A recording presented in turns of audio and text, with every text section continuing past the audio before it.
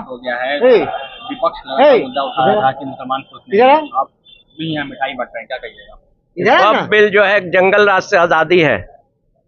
आज इस वक्फ बिल से लोग तरात हैं और खासकर मुसलमानों ने ज्यादा परेशानी झेला है।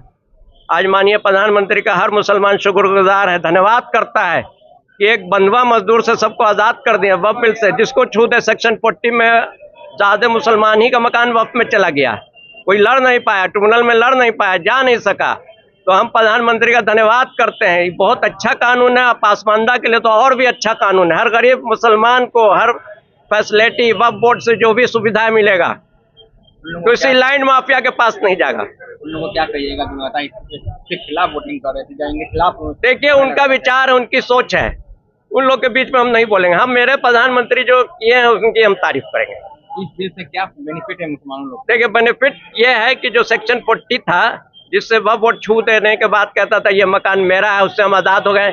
अब हम ट्रिब्यूनल में न जाके सिविल कोर्ट में भी जा सकते हैं, हाई कोर्ट भी जा सकते हैं, सुप्रीम कोर्ट भी जा सकते हैं। जो बॉन्ड था पहले सेक्शन 40 में और 52A में, अब हम लोग को कोई वक्फ बोर्ड का अधिकारी ये ना कहेगा तुम्हारा मकान है तो साबित करो। अब वक्फ बोर्ड को साबित करना है कि आपका मकान है कि नहीं, आपकी चीज है नहीं, आप मेरे नोटिस क्यों कर रहे हैं। एक हम लोग जबरन कब्जा कर लेते हैं। उन लोग का जो प्रोग्राम था कि नोटिस कर दिया, एक तरफा नोटिस कर दिया, पार्टी को पता नहीं, डीएम तोड़ने आ गया, अब उससे हम लोग आजाद हो गए।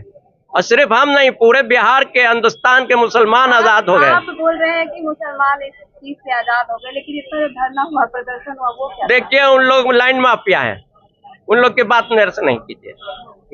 आइए फिरोज भाई आइए ना भैया, तो हम लोग दिखाएं तो बना चीज दिखाएं। 98 वोट पड़े विपक्ष की तरफ से और 200 से ऊपर वोट पड़े विपक्ष की तरफ से। वक्फ बिल पारित हो गया, अब सिर्फ राष्ट्रपति की मुहर बाकी है, क्या कहेंगे? वो तो पास होना ही था।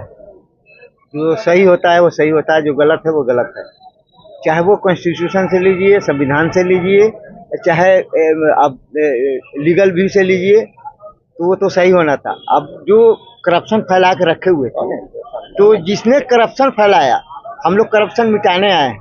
और जो वक्फ बोर्ड में इतनी करप्शन फैल गई थी, कोड ऑफ कंडक्ट से लेके सारे चीज को, बुनियाद को इन लोगों ने हिला डाला था।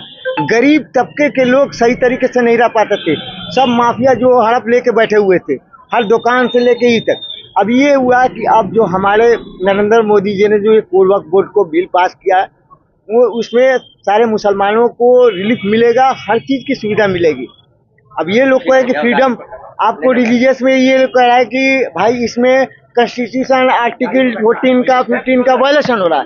तो आप हमको ये साबित करके बताइए कि आर्टिकल 15 का वायलेशन हो रहा है। आपको तो राइट फ्रीडम मिल रहा है कि आपको हर जगह सही तो सहूलत हर चीज का मिल रहा है। क्योंकि बहुत सारे लोग जो है नाखुश हैं, वो ठीक है। अब ये जो सोच रहे हैं कि जो पहले से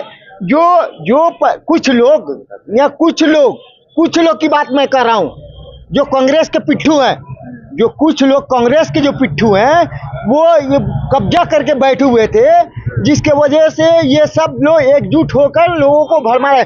लोगों को मालूम नहीं है वक्फ क्या है, उसको भी मालूम है, उसको भी भरमा कर। तो क्या मालूम, जिसको वक्फ मालूम नहीं है कि वक्फ क्या है, तो वो क्या प्रदर्शन कर सकता है?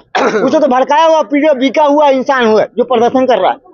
जेडीयू के बहुत सारे नेता हैं जो लगातार, ऐसा कुछ नहीं है। हमारे नरेंद्र मोदी जी ने वो बिल जो पास किया है, वो अभी लाया है, उसको आप देखिए कैसे ये होता है। जो माफियाओं ने कब्जा करके बैठा हुआ है, जो कांग्रेस का पिट्ठू बना हुआ था, वो पिट्ठू बन के ये कब्जा करके बैठा हुआ, तो उसे सोर्स इनकम होता ना।